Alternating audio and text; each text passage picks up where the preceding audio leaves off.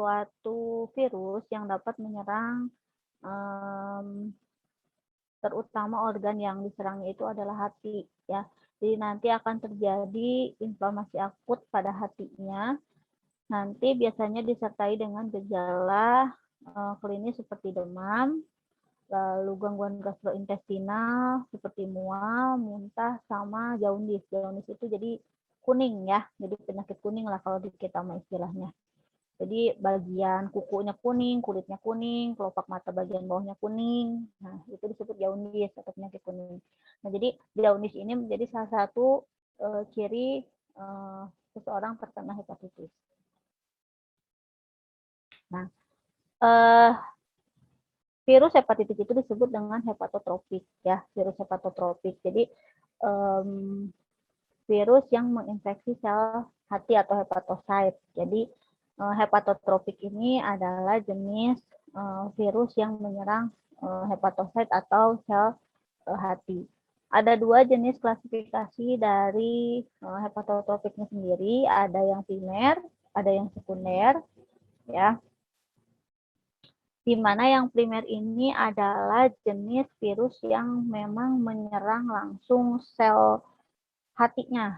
Jadi dia tuh memang menyerang hepatositnya langsung. Jadi dia akan berikatan dengan reseptor yang ada di sel hati. Jadi dia tuh nggak nyari lagi tempat lain gitu ya. Jadi dia itu memang nanti berikatan dengan reseptor yang ada di sel hati.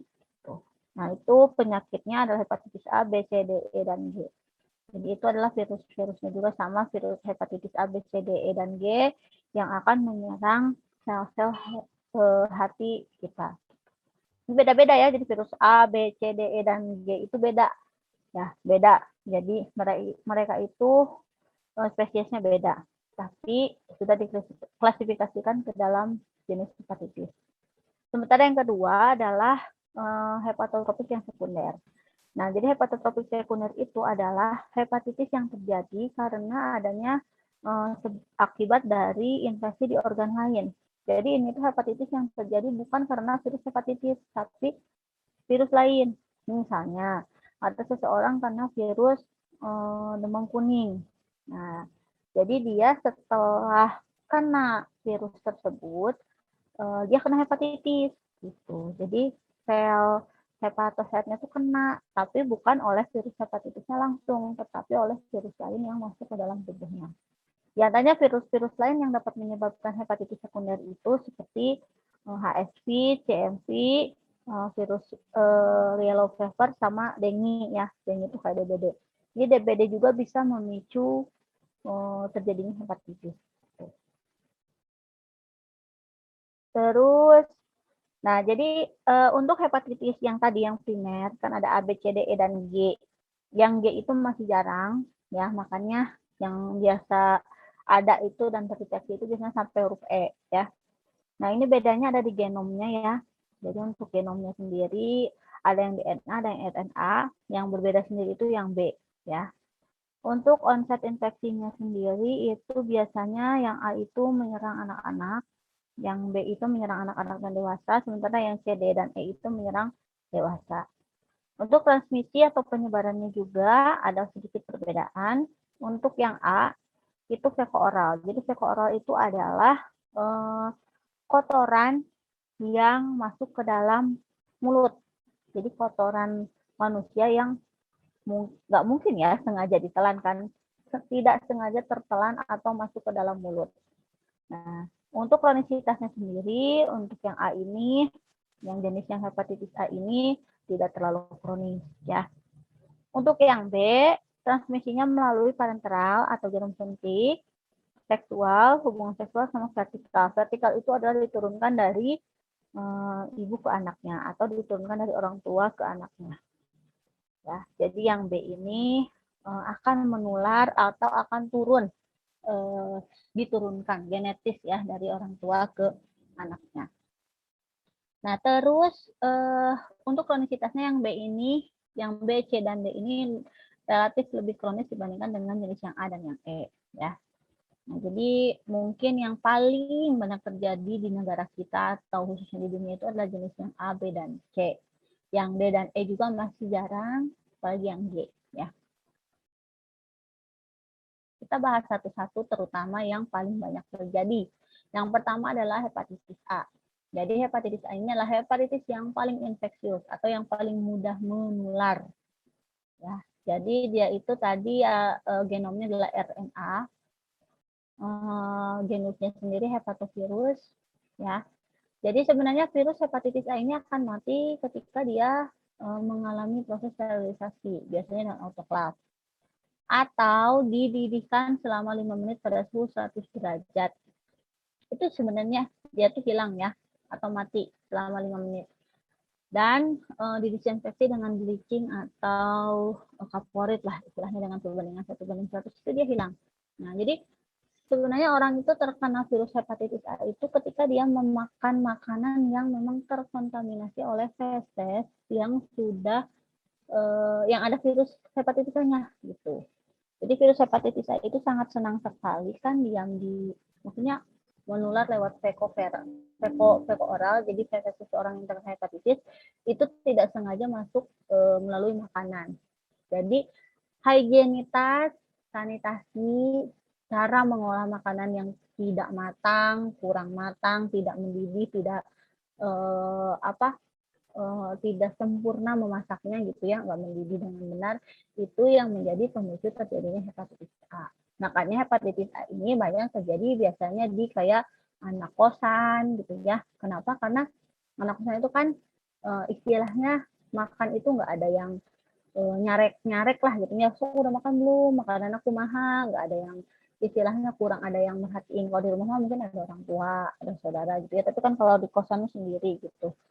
Terus lingkungannya juga kan, kalau yang kadang-kadang suka makan, kadang-kadang enggak, sekalinya nemu makan itu sumbernya misalnya beli dari mana tidak tahu, cara mengolahnya tidak tahu, terkontaminasi oleh pestisnya seperti apa Bu misalnya. Misalnya nih ada orang buang air besar, ya, buang air besarnya di sungai. Dan ternyata dia itu di dalam fesesnya itu terkandung virus hepatitis A. Terus dia ngalirkan ke sungai. Nah, air sungainya ternyata dipakai untuk mengolah makanan, untuk mencuci perabotan yang digunakan untuk memasak, untuk digunakan sebagai tempat makan. Nah, jadi ketidakhigienisan dalam pengolahan makanan sama peralatan makan yang digunakan itu bisa menjadi pintu masuknya si virus hepatitis ini. Ya, terus misalnya kalian habis keluar dari toilet umum. Nah, ketika feses seseorang itu misalnya ada, terus kita tuh habis dari situ misalnya tidak cuci tangan, terus makan habis dari toiletnya, kita habis dari toilet yang sebelumnya ada orang yang kena hepatitis, itu bisa nular ya. Jadi makanya setiap habis dari kamar mandi itu harus selalu cuci tangan pakai sabun, bukan apa-apa, supaya hilang gitu ya sumber-sumbernya. Nah, untuk hepatitis sendiri, dia periode inkubasinya itu 10-50 hari. Makanya kadang-kadang orang tuh nggak ngeh kalau dia kena hepatitis, ya. Karena kalau periode inkubasi ini, tubuh kita tuh kayak belum kena efeknya gitu lah. Setelah 50 hari baru kerasa, ya. Jadi setelah virusnya bergerak, periode inkubasinya sudah lewat, baru dia menyerang ini juga. Jadi baru kerasa efeknya itu setelah periode inkubasi si virusnya ini selesai. Nah, anak-anaknya lebih rentan terkena hepatitis A 80-90% dibandingkan dengan dewasa. Karena selain ya namanya anak kecil kan, apalagi anak balita ya, tangan itu mainannya tuh masuk aja ke dalam mulut, habis megang apa. Nah, itu rentan sekali terkena penularan virus hepatitis ini. Nah, untuk transmisinya tadi kan melalui fekal oral ya. Jadi ada feses yang terkontaminasi oleh virus yang tidak sengaja masuk ke dalam mulut. Lalu seksual sama intravena rutenya ini yang A ini tidak umum ya, tidak umum terjadi melalui itu. Jadi paling umum itu melalui oral. Nah, biasanya ya terjadi di lingkungan-lingkungan seperti institusi, family, itu ya daycare, dengan sanitasi yang rendah, kondisi sanitasi yang rendah. Pokoknya jadi jarorok lah, bersih gitu kah. Itu sangat-sangat berpengaruh sekali ya. Kalau misalnya kalian tinggal di kosan terus punya teman-teman kosan itu jorok, sakit tuh mau nggak mau nanti pasti bakal tercemar ya. Nggak betah sih kalau ibu mah ya, kalau ada tinggal di lingkungan yang seperti itu.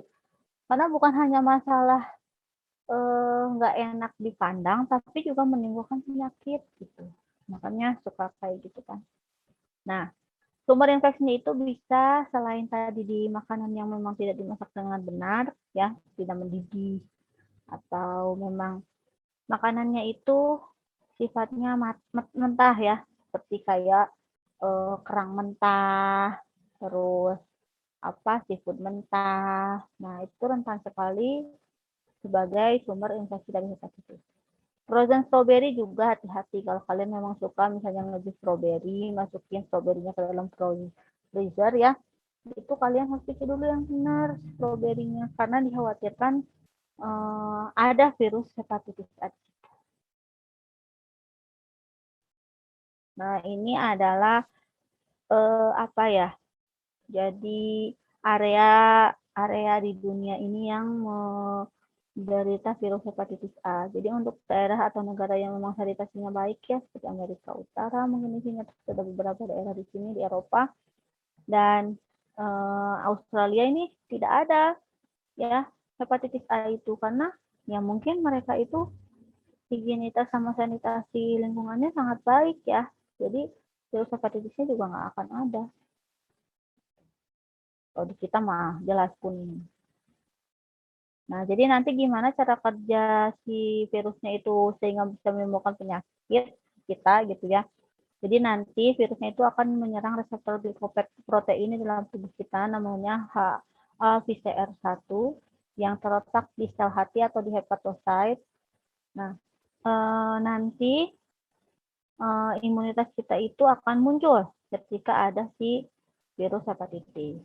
Tapi karena DNA kita itu nanti dikendalikan oleh DNA si virus, otomatis tubuh kita itu akan lemah. Sel-sel tubuh kita akan lemah, nanti imunitas kita juga akan menurun. Baru muncullah gejala-gejala seperti tadi ya, mual, muntah, kuning, segala rupa. Untuk diagnosis labnya, kalau kita pengen tahu kita kena hepatitis atau tidak, misalnya itu kararoneng, wah enggak saya bang, kudu dicek lab dulu. Kudu dicek lab untuk mengetahui apakah kita kena hepatitis atau tidak. Plus kita tuh pengen tahu hepatitis apa, A, B, atau C gitu. Ya, sampelnya bisa dari darah, bisa dari jaringan hati, ya. Metodenya biasanya pakainya ELISA, PCR atau hibridisasi. Nanti kelihatan virusnya virus apa. Kawan. Nah, untuk pengobatannya biasanya diobati sesuai dengan gejala yang muncul. Kalau hepatitis A ini tidak dikasih antivirus, ya. Jadi misalnya tadi ada mual, ada muntah, ada penyakit gastrointestinal gitu ya, ada pusing. Itu ya disesuaikan kalau ada gejala itu ya dikasih obat muntah, dikasih obat mual. Gitu. Biasanya harus bed rest minimal seminggu ya. Untuk pencegahan ya karena ini berasal dari sanitasi sama hygiene yang buruk, berarti harus ditingkatkan lah itunya supaya kita tidak mudah terkena virus ini. Lalu ya kalau misalnya ada toilet yang kotor atau gimana harus pakai kaporit, harus pakai disinfektan lah biar mati tadi si virusnya. Ya. Vaksinasi itu belum ada sih ya untuk vaksinasi yang A ini karena memang penyebabnya adalah dari sanitasi lingkungan.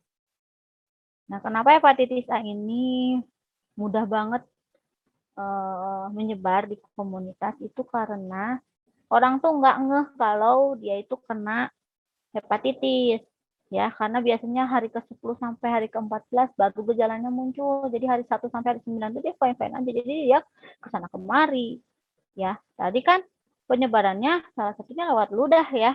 Jadi ludah orang yang udah kena hepatitis A kalau kena kita itu kita bisa tertular. Jadi misalnya alat makannya nih bekas makan orang yang kena sakitnya terus tidak cuci dengan benar dipakai sama kita yang sehat itu bisa kena ya karena tadi kan udah masuk ke dalam oralnya dia si penyakitnya terus tidak sengaja masuk ke dalam mulut kita juga, ya udah.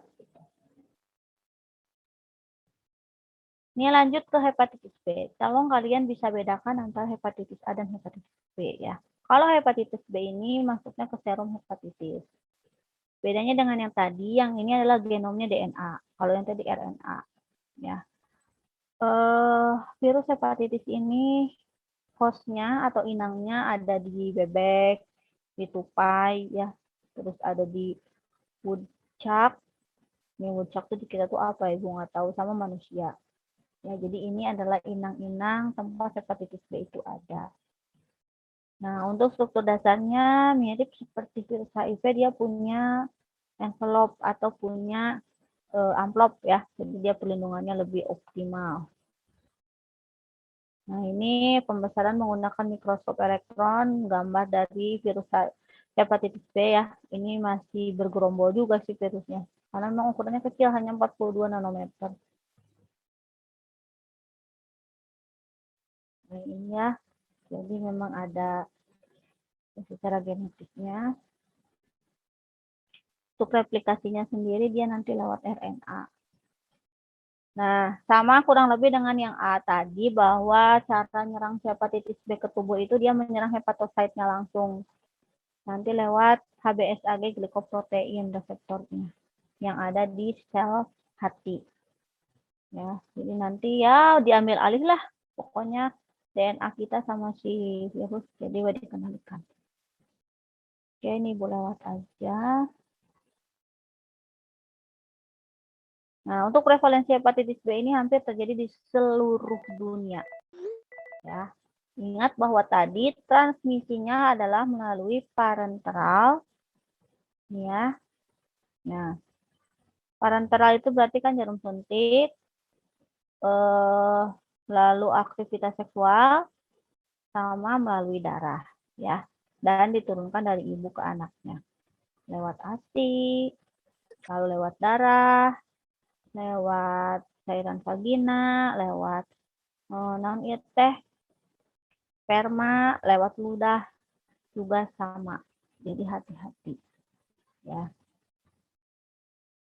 Nah, untuk hepatitis B ini karena diturunkan, jadi misalnya kalian nanti pasangan kalian itu mudah-mudahan tidak ya, ada yang misalnya punya penyakit hepatitis B. Itu kalau kalian ya otomatis kan kalau suami istri mungkin akan melakukan hubungan suami istri, itu kan pasti akan menular. Jadi kitanya pasti akan tertular. Tapi jangan terlalu khawatir sih kalau menurut ibu, karena tidak separah HIV ya. Cuman tetap aja sih bakal ada gangguan apa ya? Ya gangguan kesehatan lah ketika penyakitnya datang atau penyakitnya kerasa. Tadi mungkin agak lemas, nyeri badan, demam, kuning, mual, muntah gitu. Kalau kalian lagi ngerasa tuh kayak gitu. Ya.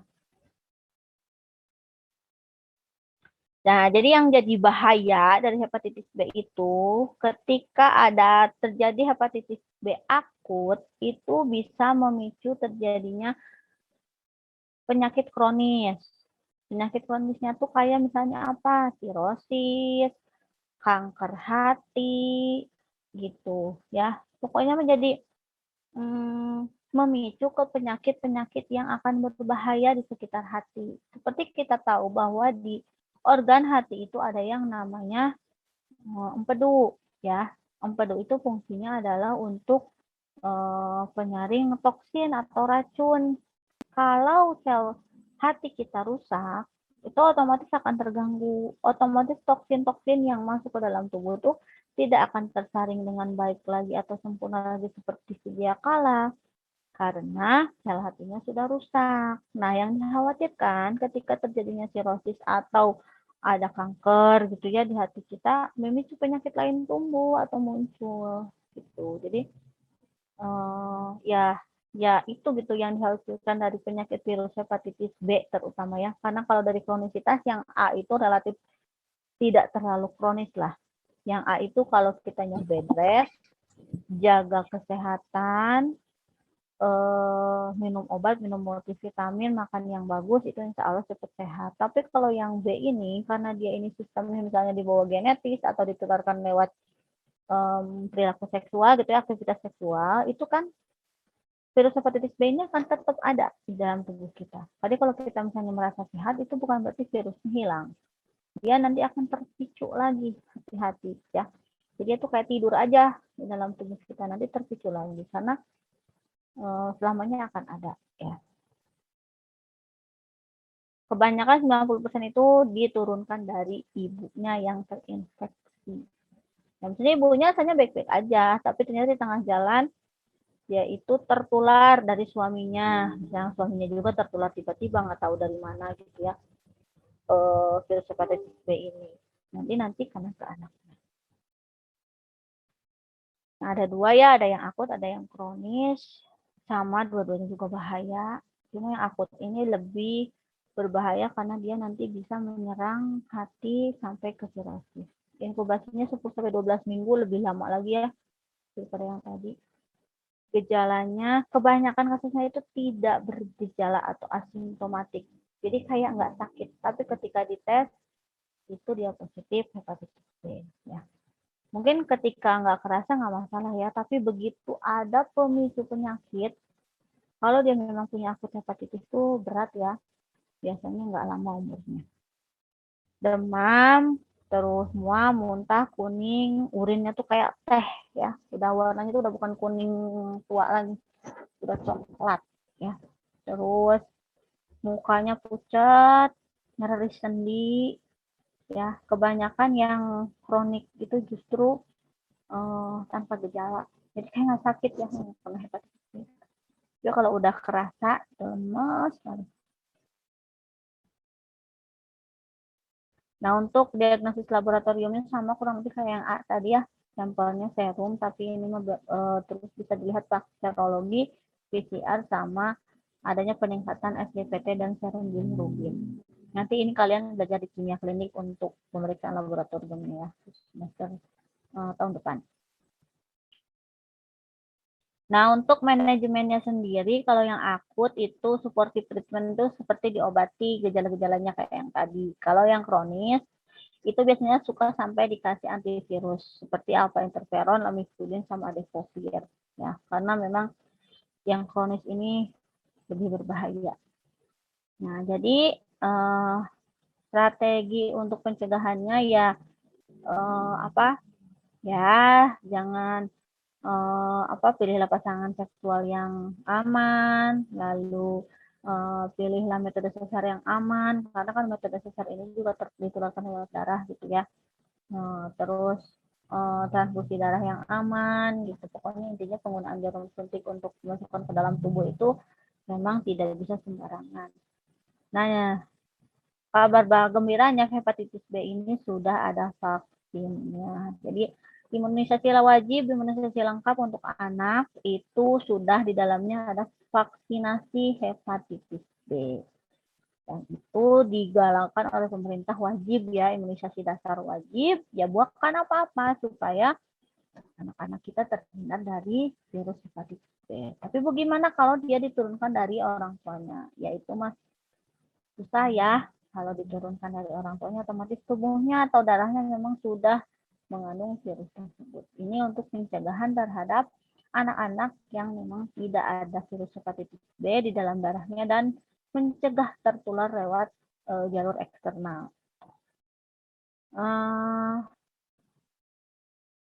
Itu ya untuk hepatitis B.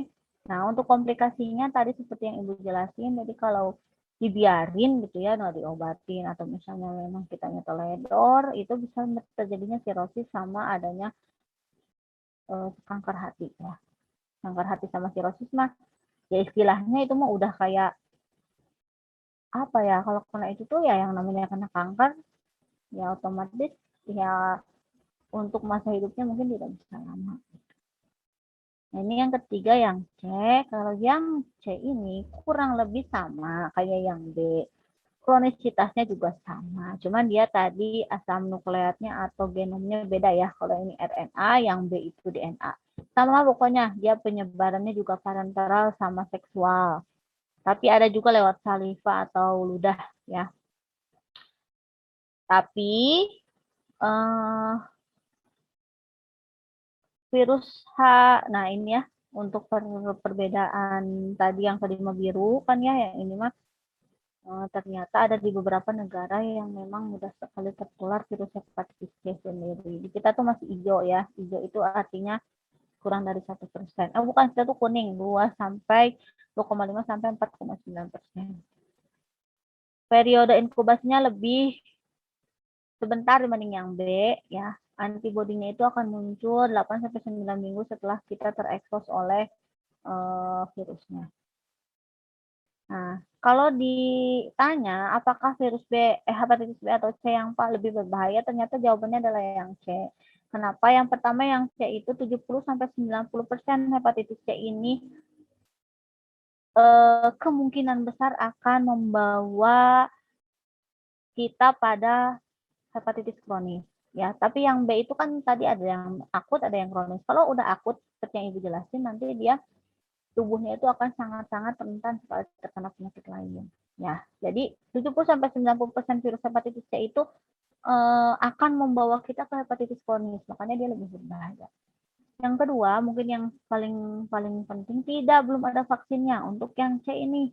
Kalau yang B tadi udah ada vaksinnya tuh, yang C belum ada. Jadi ya pencegahannya ya udah gitu kan, kalau yang tadi mungkin bisa dicegah dengan imunitas tubuh kita yang sudah dikasih vaksin nih, jadi lebih tenang lah istilahnya. Kalau yang ini juga yang ini belum ada. Terus tubuh kita itu akan memproduksi antibodi itu lebih lambat ketika kita kena yang C dibanding yang B. Misalnya ada dua orang, A sama si X sama si Y. Si X itu kena hepatitis B, si Y itu kena hepatitis C. Nah, antibodi yang kena hepatitis B itu lebih cepat muncul dibandingkan orang yang kena hepatitis C. Antibodinya tuh lambat munculnya. Makanya ketika antibodi itu munculnya lebih lambat, otomatis daya tahan tubuhnya terhadap penyakit tersebut juga lebih lambat. Jadi dia akan lebih ngedrop gitu. Untuk diagnosis laboratoriumnya juga kurang lebih sama kayak yang tadi ya. Jadi kalau sama PCR itu kelihatan genomnya apa, DNA atau RNA, jenis virusnya apa, hepatitis A, B, C, D, atau E. Nah, untuk yang D, E, ya untuk pengobatannya biasa dikasih obat antivirus ya, alpha interferon, amifudin. Untuk pencegahannya kalau karena belum ada vaksin ya, jadi ya aman-amannya yang kayak yang tadi aja. Jadi menjaga pasangan seksual, blood transfusion, itu organ transplantasi organ kayak gitulah. Nah, untuk yang D dan E ini karena relatif jarang, jadi literatur tentang D dan E ini masih sangat sedikit ya. Karena dari segi penyebaran juga masih hanya beberapa negara tertentu aja. Yang paling banyak terjadi itu adalah yang A, B, C.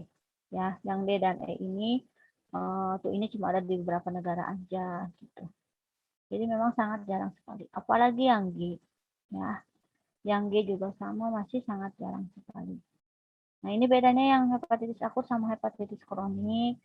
Gitu ya. Jadi kalau yang kronik itu sampai nekrosis hatinya ya. Rusak sekali selnya tuh. Yang hatinya tuh kayak tercabik-cabik. Kalau yang akut itu rusak bagian dalamnya. Inflamasi. Selnya tuh merah kayak gini. Nah, jadi ini yang kronis ya. Jadi ada ke apa ya? Ya pokoknya ada granula sitoplasma. Di sitoplasmanya itu tampak ada kemerahan karena ini terjadinya kerusakan pada sel hati. Oke, sekian mungkin tentang hepatitis. Jaga-jaga diri, jaga-jaga kesehatan. Mudah-mudahan kita semua selalu sehat. Silahkan barangkali ada yang ingin ditanyakan terkait materi yang harusnya.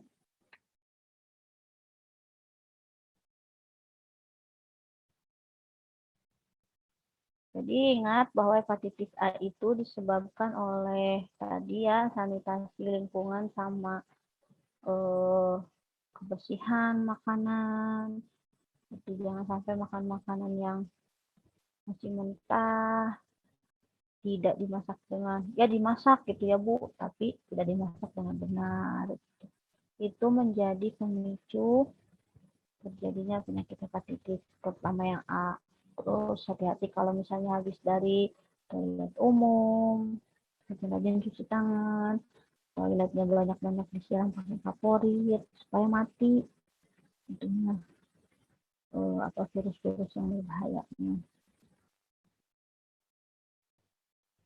Kita absen dulu ya.